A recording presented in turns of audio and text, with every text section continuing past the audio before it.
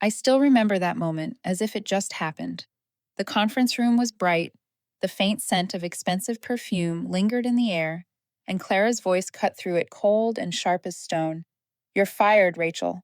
6 years of loyalty, 4 years of waiting for recognition that never came, and one misaddressed email ended it all." I stood there, clutching the folder in my hand, so tightly my fingertips turned white, and heard myself respond, strangely calm. "I understand." That was the morning I realized endings don't always destroy us. Sometimes they force us to finally see ourselves clearly. 6 months earlier, my life had looked completely different. I was the client account manager at Helix Creative Agency, a mid-sized marketing firm in Austin, Texas. From the outside, Helix looked like a place bursting with creativity and energy. Wide open offices, glass walls, colorful posters about innovation and thinking differently. But those of us inside knew better. The so-called innovation was just a mask for control. Everything at Helix revolved around one person, Clara Benson, the CEO. Clara was in her 40s, always immaculate in tailored suits, every strand of hair perfectly in place. She had a gift for making clients believe they were working with the best in the business. And maybe she was talented, but what she was best at was taking credit for other people's work without anyone daring to call her out. I'd been at Helix for 8 years, starting as an unpaid intern and climbing up through sleepless nights, hundreds of campaign decks, and endless revisions on copy and visuals. For the last 4 years, I'd handled Skyward Innovations, a fast rising tech company in Texas. They were demanding, unpredictable, and exhausting. But I managed to keep them happy by doing the one thing Clara always said was impossible. I still remember the day Skyward almost pulled its contract. Clara was in New York for a conference, and I was left alone to face their executive board. I stood there for 3 hours, defending every metric, adjusting the plan in real time, and somehow salvaged a multi-million-dollar deal. 3 days later, Skyward not only stayed with Helix, but increased its budget by 20%. When I came back to the office, Clara was waiting. She walked up to me, smiling like she'd just won an award, shook my hand in front of the whole team, and said, "This is why Helix succeeds." Then she turned to the board members. "We did what no one thought we could.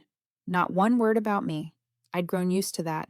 Every time I accomplished something, she retold the story, only now the hero had her name. I wasn't chasing fame, but I was human. Some nights I sat alone in the office, staring at the reports with her name under project lead, and felt something twist inside my chest. I kept convincing myself things would change, that if I just worked harder, waited longer, Clara would finally acknowledge me.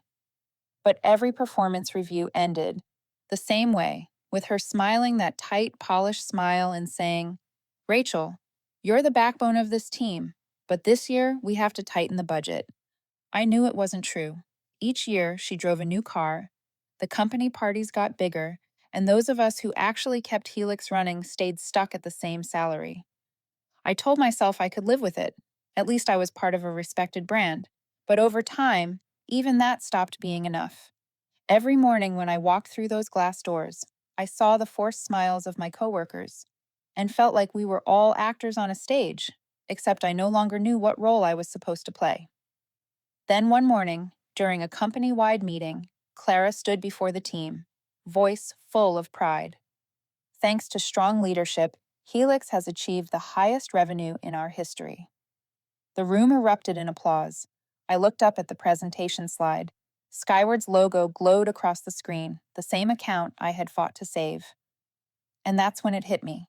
If I didn't start defining my own worth, no one else ever would. When the meeting ended, I quietly packed up my laptop. Outside, Austin burned under the summer sun, dry heat rolling across the parking lot.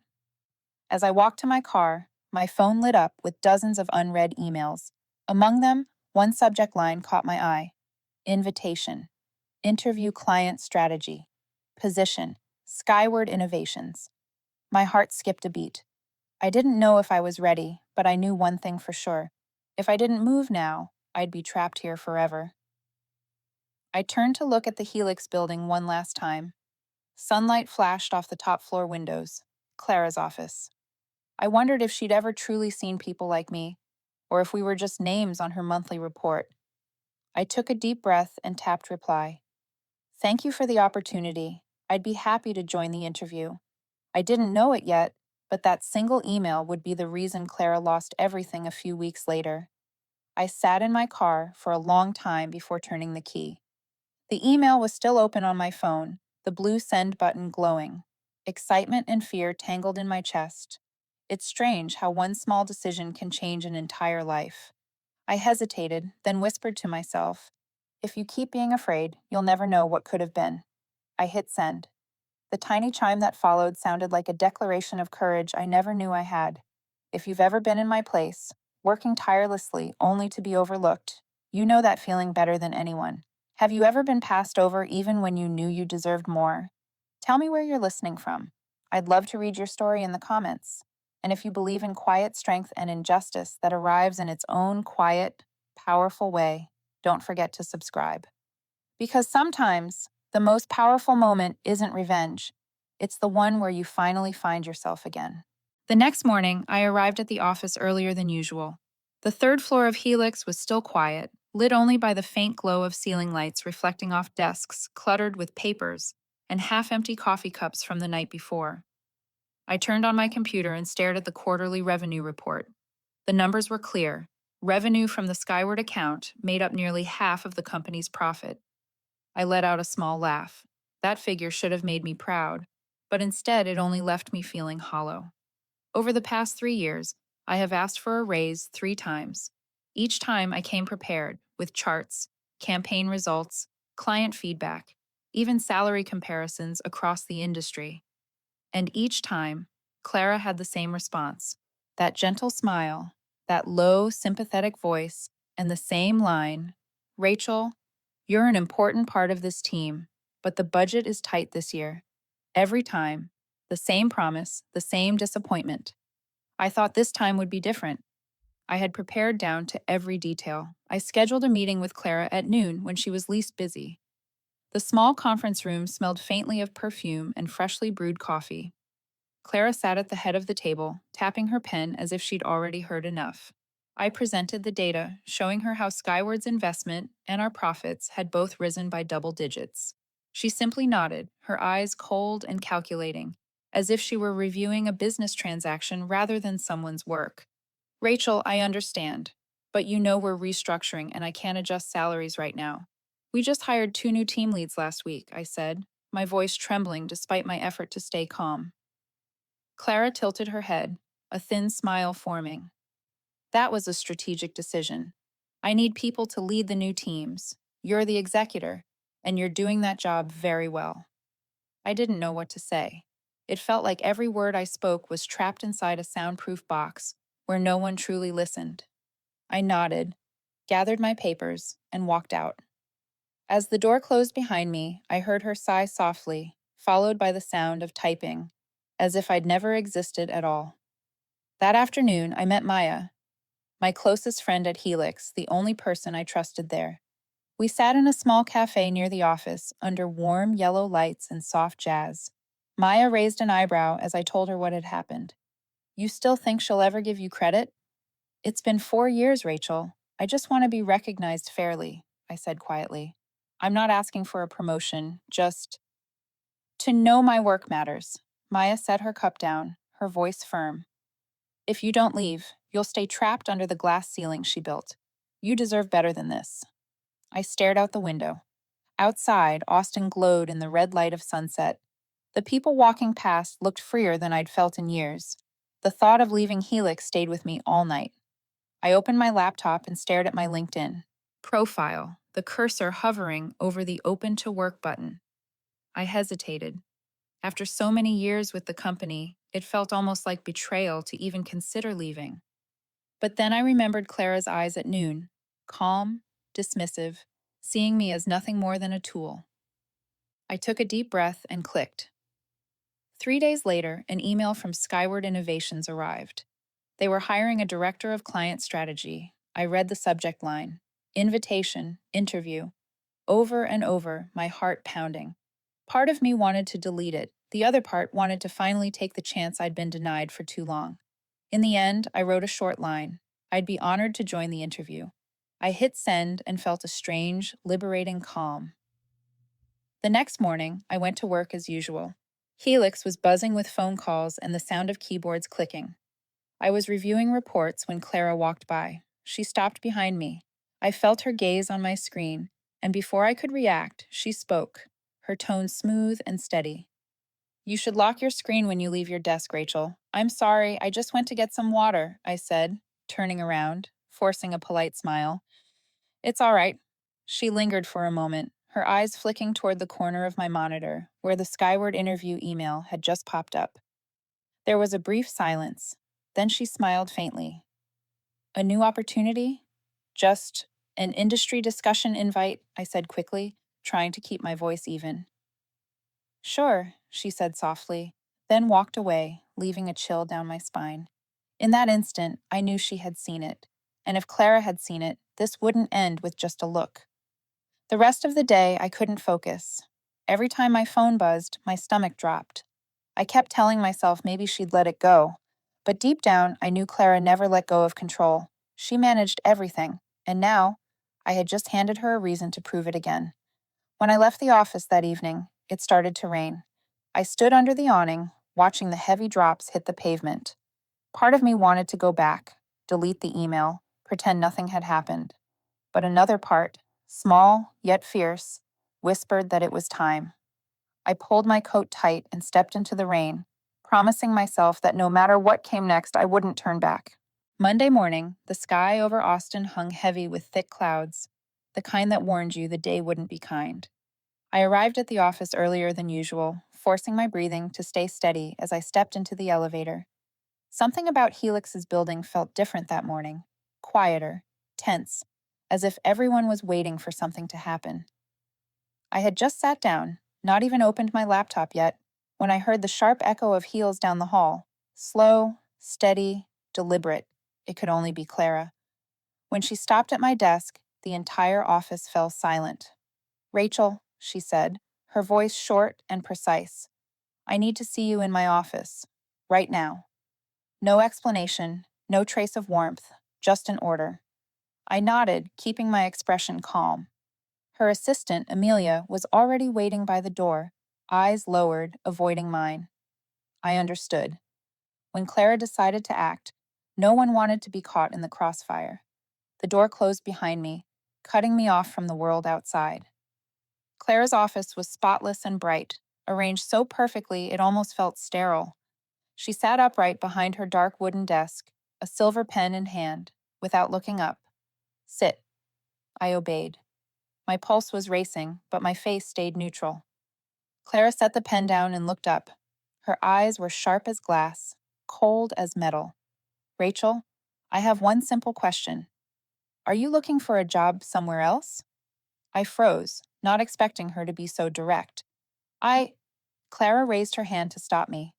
"Before you lie, I suggest you think carefully." She turned her monitor toward me. On the screen was a screenshot of my email. Invitation, interview, Skyward Innovations. My stomach dropped. I... I was just invited. I haven't... You think I'm foolish enough to believe that's a coincidence? Her voice was glacial. "You used company time, company equipment to arrange an interview with our biggest client. Do you understand what that means?" I met her eyes, my tone steady. "I didn't disclose anything confidential. I just needed a new direction." "A new direction," she repeated, leaning back slightly, her lips curling into a half smile. "You know what's funny, Rachel? I actually trusted you. I gave you Skyward, gave you a chance everyone here wanted, and this is how you repay me?" "You didn't give me anything," I said, my voice firm for the first time. "I earned all of it, every bit of it." The air thickened. For a split second, I saw anger flicker behind her calm mask. Then she straightened, voice cool again. "You're fired. Effective immediately. HR will handle your exit paperwork. You have 15 minutes to clear your desk." I stared at her, feeling nothing but a strange stillness. "You're really doing this just because I looked for another job?" Clara tilted her head slightly. "I'm doing this because you betrayed my trust.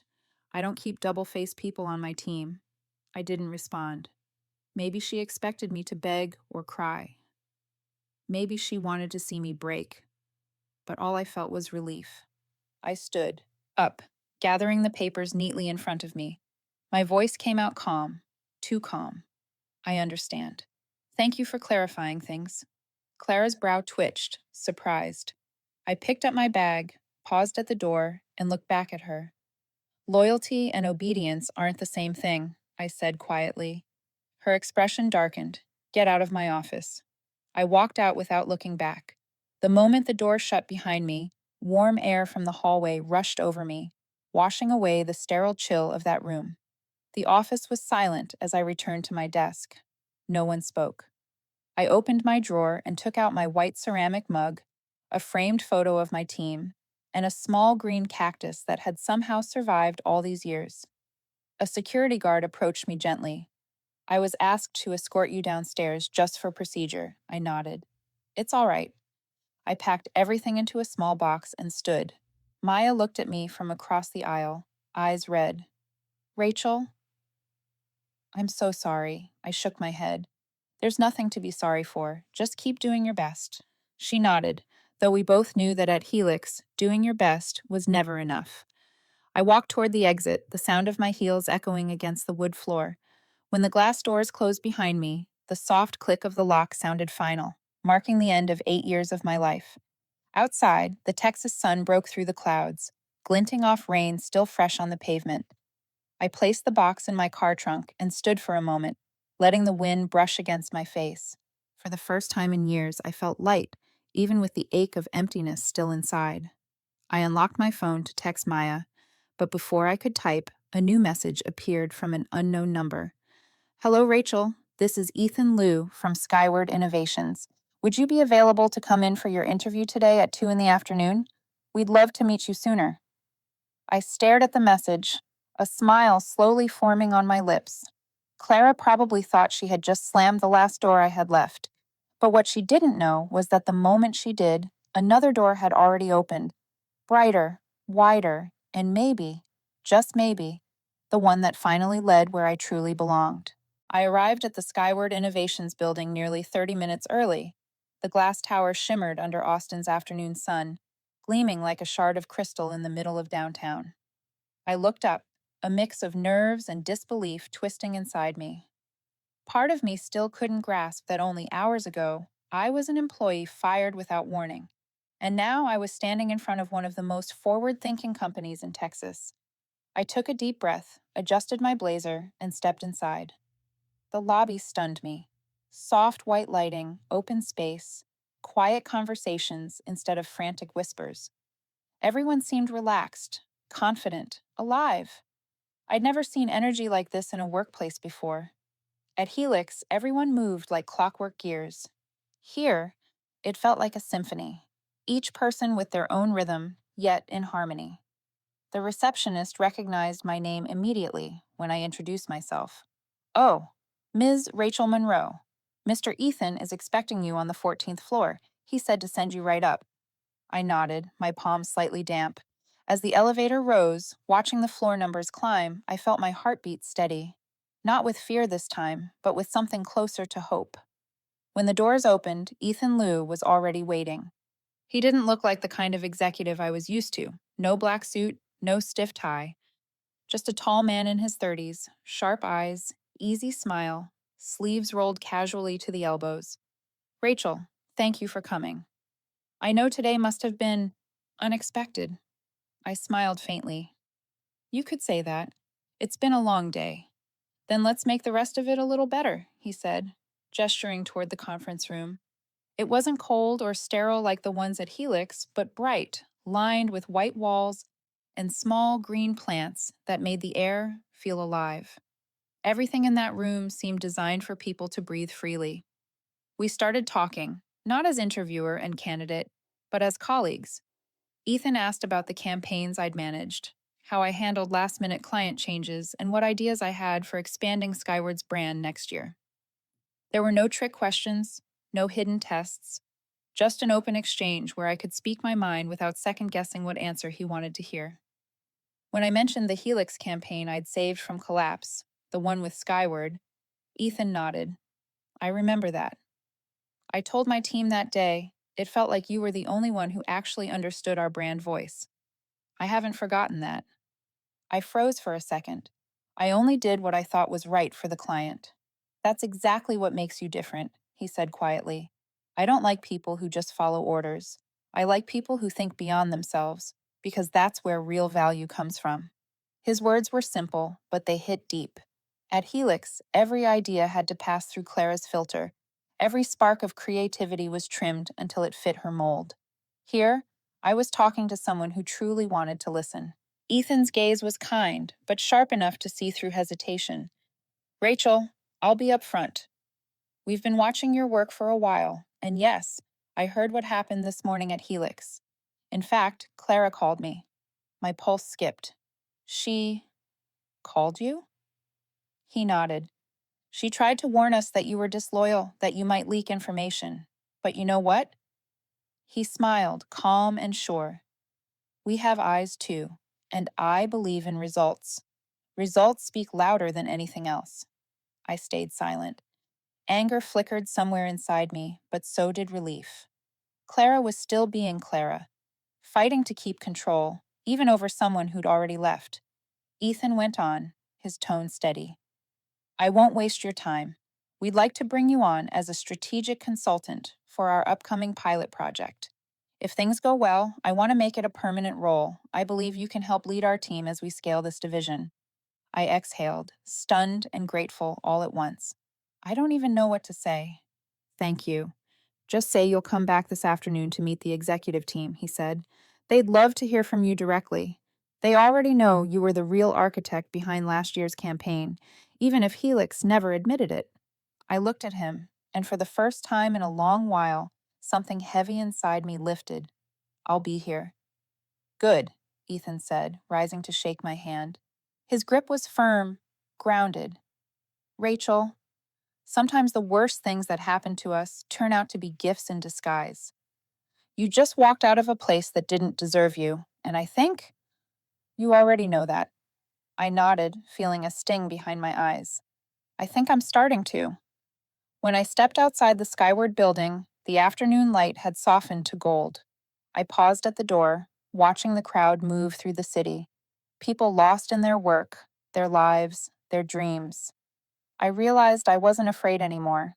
My phone buzzed in my pocket, a message from Maya. You okay? I typed back, better than ever. For the first time in months, I felt like I was walking in the right direction. Clara might have taken my title, my reputation, even my faith in the system, but she couldn't take away my ability to rise again. And today's interview, or maybe this meeting, reminded me of one simple truth. Sometimes, justice doesn't happen in a boardroom. It happens the moment you're brave enough to walk out of one. That afternoon, while I was leaving the Skyward building with a lightness I hadn't felt in years, on the other side of the city, Clara Benson sat in her office at Helix Creative with a storm on her face. Since the moment I walked out of the company, she hadn't been able to rest. For Clara, control was everything, and I, the woman she had just fired, had become an unpredictable variable she couldn't stand. Clara called her assistant. Amelia, pull every email exchange between Rachel Monroe and the Skyward account from the last 3 months. I want to review them all. Amelia hesitated. Mrs. Benson, Rachel completed her handover by the book. All client materials are stored in the CRM system. I didn't ask, I told you to do it, Clara snapped, her voice sharp enough to slice through the air. The door closed, leaving the office in a heavy silence broken only by the rhythmic tap of her pen. In her mind, the calculations began. She couldn't afford to let my departure cast a shadow over her image, not when the board was already watching every expense and every move. That night, she sent out an email to the entire management team. The subject line was cold and clinical. Internal alert, breach of professional ethics.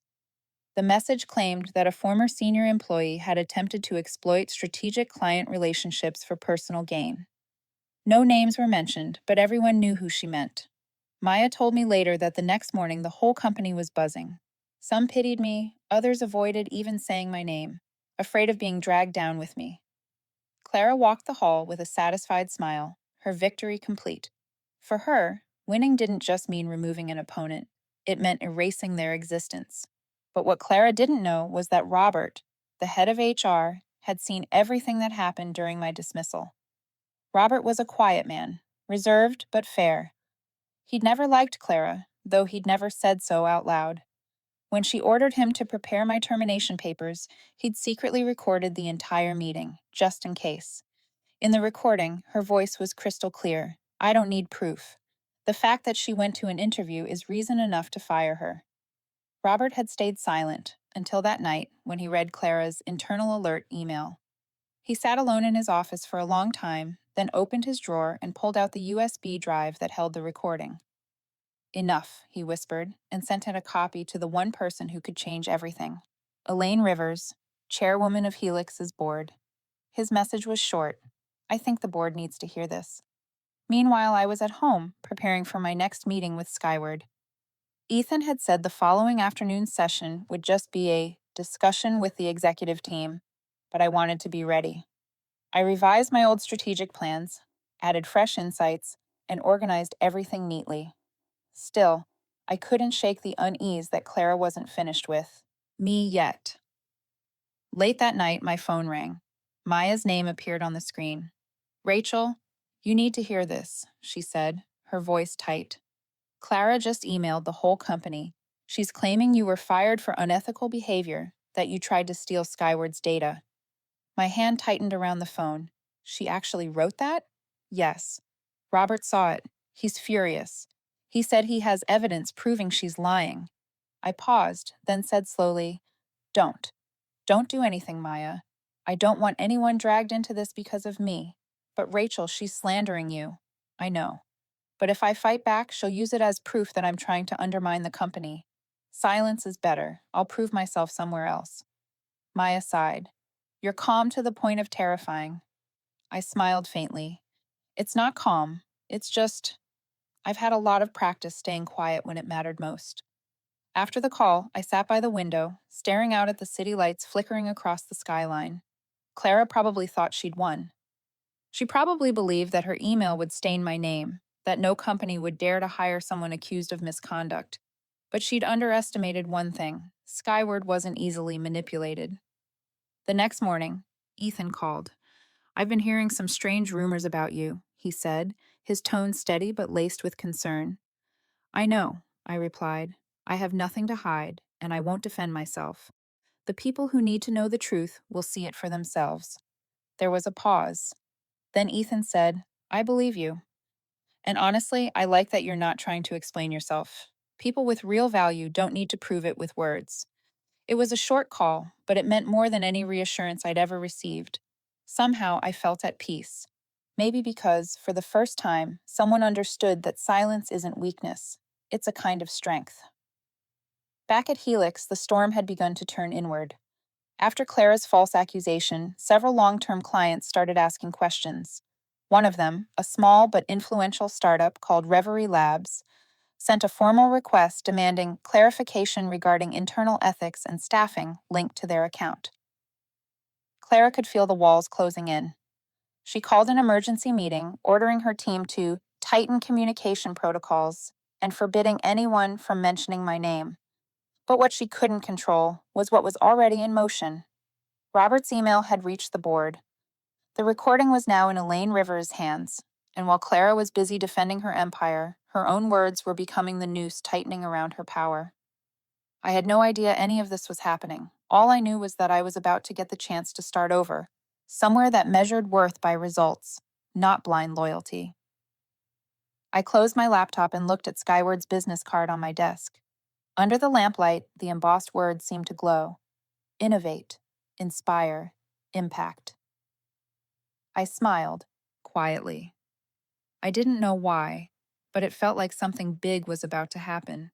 A change even Clara Benson couldn't stop, no matter how hard she tried. Wednesday morning, I woke just as the sun was rising, soft gold light slipping through the curtains and painting faint streaks across the wall. I made myself a cup of black coffee and opened my laptop to review the proposal I would present to Skyward's executive team that afternoon. Everything seemed to be falling into place, yet somewhere deep inside, I couldn't quite rest easy. Because I knew one thing. Once Clara Benson started a war, She didn't stop until her opponent was crushed. My phone rang. Maya's name lit up on the screen.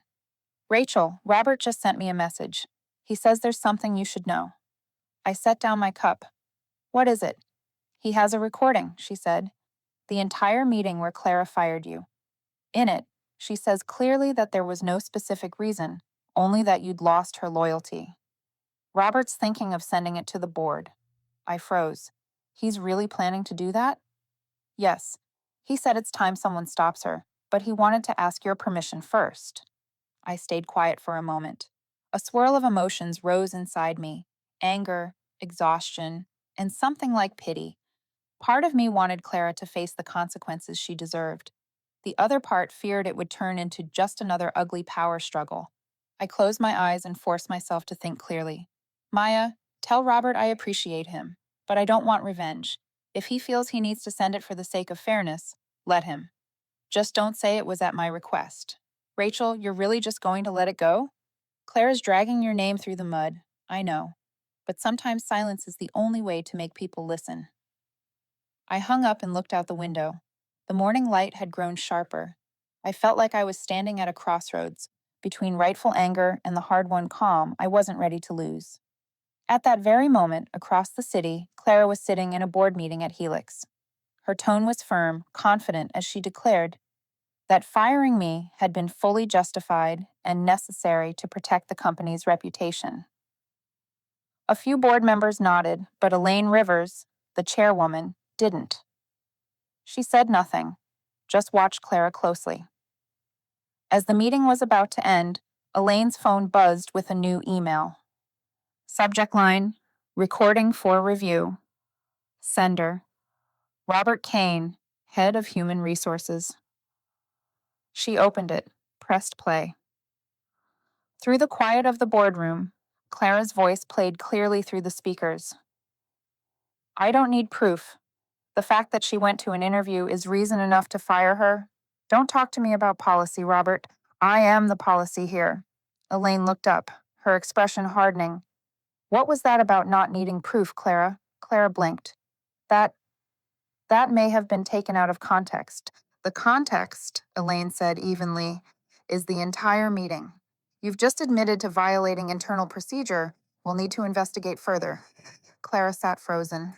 In that moment, she realized the empire she'd spent years building was beginning to crack. That afternoon, I arrived early at Skyward's headquarters.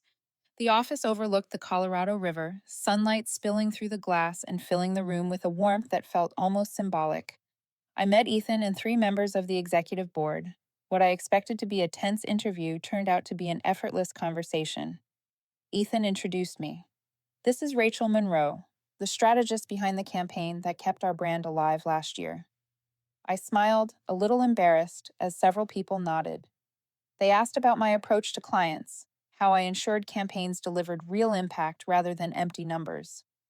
I spoke clearly, drawing on everything I'd learned at Helix. I told them a brand couldn't be built on pressure or fear. It had to be built on trust. As I spoke, I caught Ethan watching me, not with judgment, but with genuine interest. When the meeting ended, Ethan stood up. Rachel, I don't think we should call this an interview anymore, he said with a smile. He reached into his pocket and handed me an envelope. This is an official offer.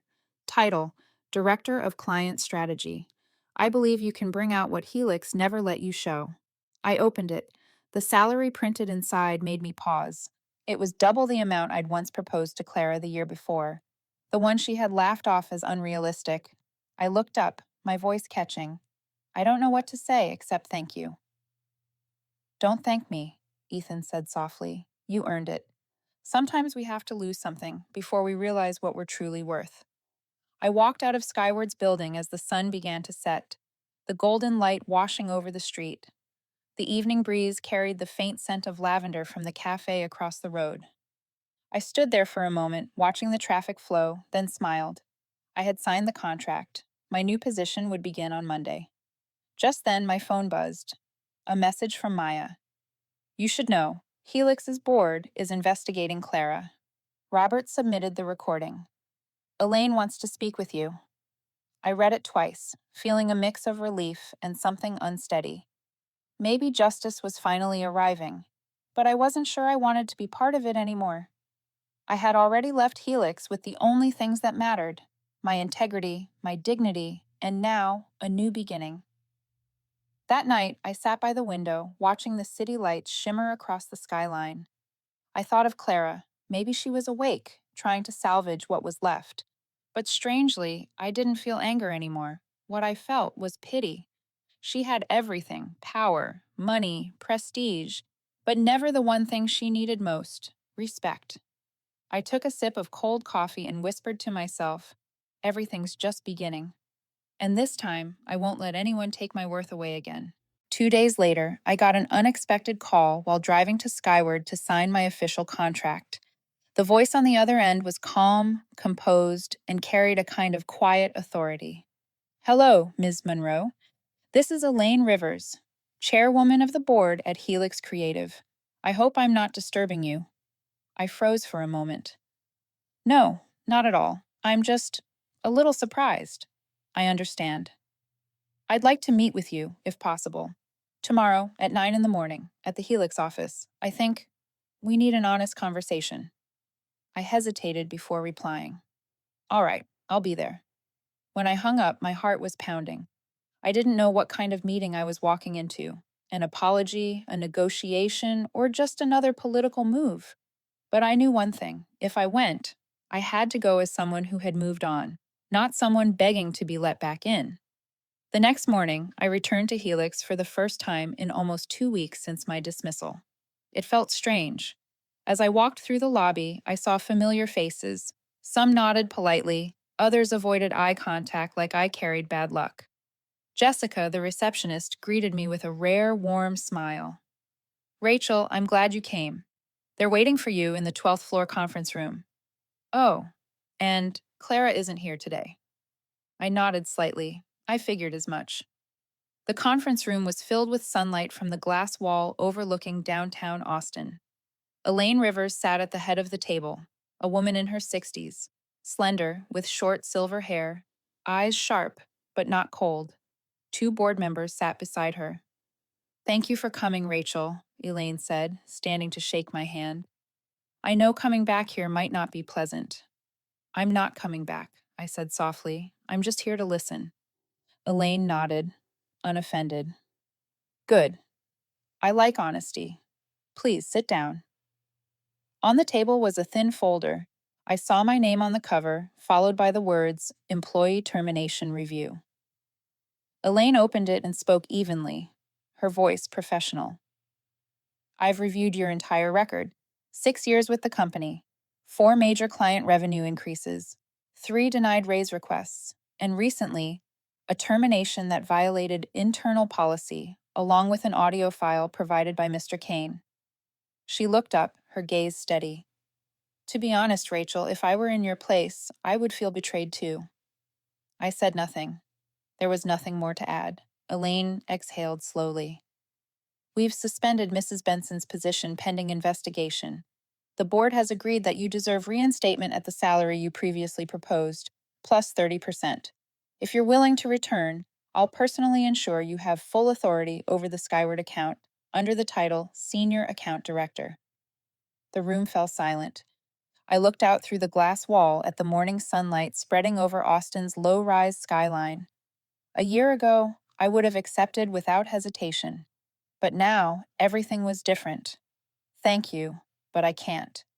Elaine tilted her head, slightly. I take it you have other plans. I've already signed with Skyward, I said clearly, calmly. I start next week. A quiet ripple moved through the room. The 2 board members exchanged looks, but Elaine remained composed. Skyward, I see. They're our biggest client. They used to be, I corrected gently. I think they're reevaluating that partnership. Elaine studied me for a long moment. I don't blame you. In fact, perhaps we should be learning from this. Can you tell me what made you decide you didn't want to stay at Helix anymore? I took a breath. Because I realized that loyalty doesn't mean letting people walk over your worth. I used to believe that if I worked harder, if I was patient enough, someone would finally recognize me. But no one values a person they only see as a tool, I don't want to live like that again. Elaine nodded, her expression softening. A fair answer. She stood and extended her hand. Even if you don't return, I wish you success. Perhaps Helix needs more people like you, but we were the ones who let you go. I shook her hand and replied quietly, I just hope Helix learns to value the people who are still there. I left the room and walked down the long hallway, bright light glinting off the polished floor. As I passed my old department, I saw Maya. Her eyes were wet. You're not coming back, are you? I shook my head. No. You know me. Maya smiled sadly. I do, but I'm proud of you, Rachel. I nodded without a word. When I stepped outside, a warm breeze swept across my face. The Austin sun was honey gold, the sky clear and endless. I stood on the steps, looking up at the Helix Creative logo one last time. It meant nothing now. No anger, no regret, no pain. Just a closed chapter. My phone buzzed. A message from Ethan. We have an important meeting this afternoon. I'd like you to join, if you can. 3:00. I smiled. I'll be there. What I didn't know then was that this meeting would mark the turning point, when Clara Benson would finally understand what true loss felt like, the moment she realized the person she dismissed so easily was now the one holding her fate in hand. I turned away and walked into the busy Austin streets. The wind lifted my hair, carrying a freedom I hadn't felt in 6 long years. I didn't need to return to Helix to win. I had already won, simply by walking away. That afternoon, I arrived at Skyward earlier than scheduled. The whole building was bathed in the golden light of late afternoon, and there was something in the air, a quiet tension, a sense that something important was about to happen. As I stepped into the lobby, I noticed employees moving faster than usual, exchanging quick, knowing glances. The receptionist smiled at me and pointed toward the elevators. They're meeting on the 30th floor. Mr. Ethan said to send you right in when you arrive. The elevator doors opened, and I took a deep breath, nerves and calm mixing in equal measure. I'd walked into countless meetings before, but this felt different. This time, I wasn't there to pitch a campaign or win a client. I was there as someone trusted, someone with a real voice. The conference room on the 30th floor glowed with light, glass walls revealing the long shadows of Austin stretching beneath the sunset. Ethan stood by the table with 3 other executives, the chief financial officer, the chief marketing officer, and the chief operations officer. All 4 turned as I entered. Rachel, Ethan said with a smile, right on time. We're about to make an important decision, and I wanted you here. I nodded and took a seat beside him. On the table were 3 printed folders, each labeled Strategic Partner Review, Year 2025. The CFO began. The contract with Helix Creative expires at the end of this month. Clara Benson has called me 3 times this week, asking for renewal. But after reviewing their performance over the past 6 months, I don't see a reason to continue. The CMO spoke next. Their recent campaigns lack creativity, client feedback has slowed, and honestly, most of their success used to depend on Rachel's involvement. Once she left, everything fell apart. I stayed silent, listening. A faint sadness stirred, not for Helix itself, but for the people still there, colleagues who had once given everything just as I did. But in business, relationships have life cycles. When trust disappears, what's left is only formality. Ethan glanced around the table, then looked at me. Rachel, you know Helix better than any of us. What do you think? Should we renew or move on? The room went quiet. I knew one sentence from me could seal the decision. I drew a breath, then answered slowly. Helix used to be a strong company, but in recent years, they've cared more about image than people. When an organization values power over integrity, it always shows in the results. I think Skyward should work with a partner who shares our vision, not just for profit, but for creativity and responsibility toward clients. Ethan nodded. I caught the approving looks from the others. The CMO smiled faintly. I think we all know what she means. The meeting continued for another hour as we discussed the transition plan. When everyone else left, only Ethan and I remained. He opened his laptop, typed for a moment, then turned the screen towards me. This is the email I'm sending this afternoon, he said. I want you to read it first. It read, Dear Mrs. Benson and the Helix Creative team, after thorough evaluation, Skyward Innovations has decided not to renew its marketing services contract with Helix. This decision reflects our new direction, focused on innovation and measurable impact. We appreciate your collaboration over the years and request that all project handovers be completed by the end of this week. Sincerely, Ethan Liu, CEO, Skyward Innovations. And just below, a final line appeared. One Ethan had just typed. The transition process will be coordinated by Rachel Monroe, Director of Client Strategy, Skyward Innovations. I read that line twice, not out of surprise, but because of what it meant. A year ago, I was labeled disloyal. Now I was the one entrusted to oversee the closure of the very contract that had once defined my career. I looked at Ethan. Are you sure you want me to handle this? He nodded. No one's more suited for it, and honestly, I think it's the fairest way to close this chapter. I smiled. Then let's send it. Ethan pressed send. The soft whoosh of the email leaving the outbox filled the room. Clean, final, and strangely satisfying. That night, as I left Skyward, my phone buzzed nonstop. It was Maya. Rachel, you won't believe this. Helix is in chaos. Clara lost it. She called an emergency meeting after hearing Skyward cut ties. PR's in crisis mode. Robert said she smashed a glass on the table. I stood still in the middle of the street, city lights flashing around me. I felt no triumph, no anger, only peace. A deep, grounded calm. I texted back, karma isn't revenge, it's just the outcome of choices. Maya replied seconds later. You've really changed, Rachel. I smiled. I haven't changed. I just learned I don't need to beat anyone, only not to lose myself. I slipped my phone back into my pocket and looked up at the Austin sky. The air carried the scent of coffee from the corner cafe, the faint hum of music drifting from somewhere far away. In that moment, I knew I was free, free from fear, resentment, and the weight of the past. At Helix, Clara was probably fighting to keep what little control she had left. But I didn't need to see it. I had left that battlefield long ago. My victory was freedom itself. The next day, I received an email from Jessica, the receptionist at Helix. Rachel, I just wanted to say thank you. You were always kind to me, and today I finally understand how much that matters.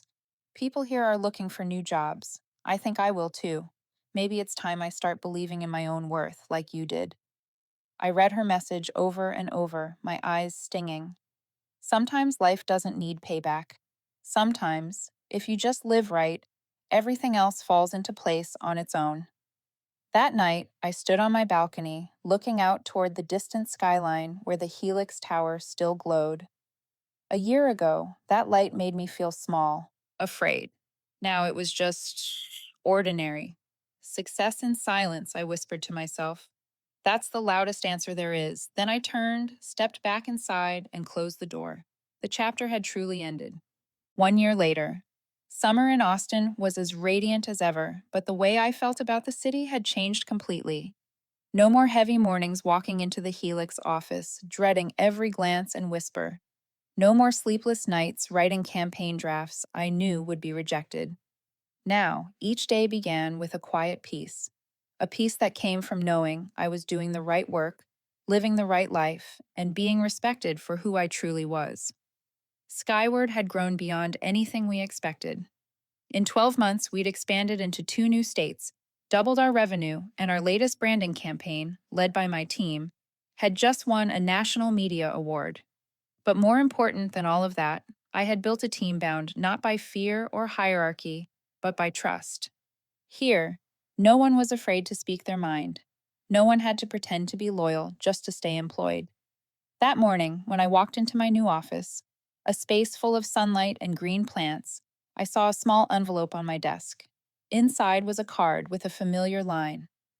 Congratulations on your 1 year anniversary, Ethan. And beneath it, handwritten, not just a year of success, but a year you found yourself again. I smiled. He was right.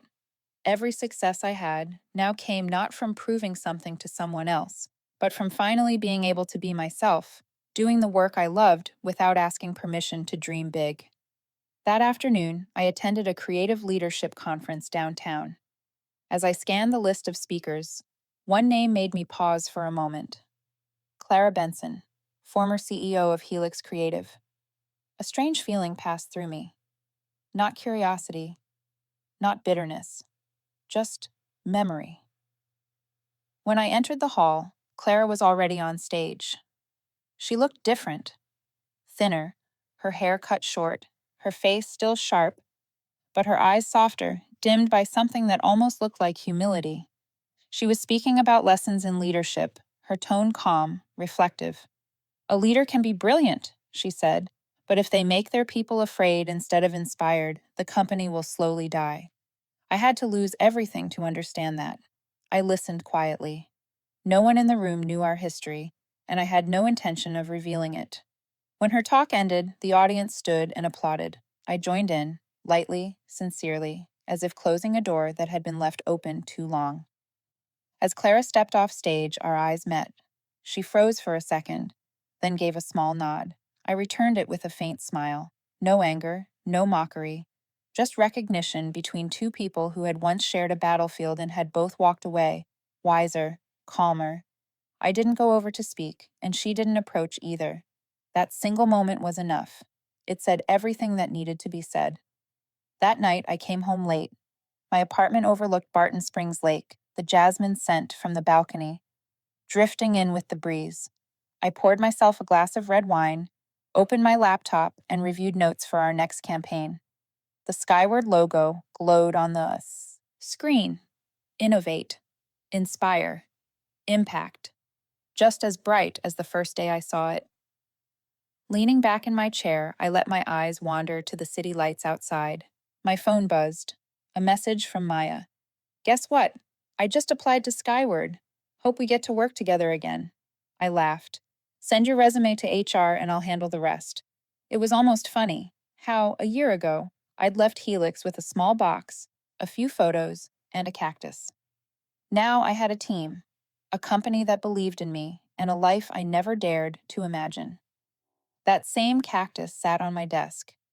It had bloomed, a tiny yellow flower. I smiled, took a sip of wine, and thought, life doesn't punish forever. It just tests whether you're brave enough to walk through the storm. I picked up my notebook and wrote a single line, a reminder to myself, and maybe to anyone listening. Never ask for permission to know your own worth. Just keep walking, and life will make room for you. Outside, the city was still glowing. I closed the notebook and looked toward the horizon, a strange calm filling my chest. Helix, Clara. The years of being underestimated, the sleepless nights, they were all memories now. An ending doesn't happen when you leave. It happens when you're strong enough not to look back. And in that moment, I knew I was finally free. No revenge, no proving, just living with the quiet pride and peace I had fought so hard to earn.